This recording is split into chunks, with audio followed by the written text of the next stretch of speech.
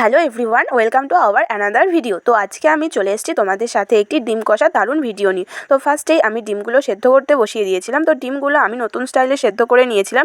একটি বাটিতে তেল ব্রাশ করে ডিমগুলো ভেঙে সেদ্ধ করতে বসিয়ে দিয়েছিলাম। ডিম সেদ্ধ হতে হতে এদিকে আমাদের বাড়ির টমেটো গাছ থেকে কয়েকটি টমেটো নিয়ে এলাম। এসে দেখি ডিম সেদ্ধ হয়ে গেছে। এরপর ডিমগুলো পরপর বাটি থেকে তুলে নিয়ে নুন হলুদ মাখিয়ে ভেজে নিয়েছিলাম।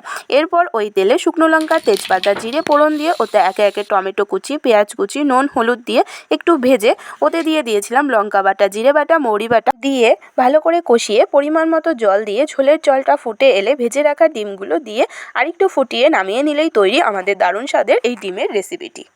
আপনাদের যদি রেসিপিটি ভালো লেগে থাকে তো অবশ্যই একটি লাইক করে যাবেন এবং বাড়িতে এই রেসিপিটি একবার ট্রাই করে দেখতে পারেন। এবং ভিডিওটি লাস্ট পর্যন্ত দেখার জন্য অনেক ধন্যবাদ।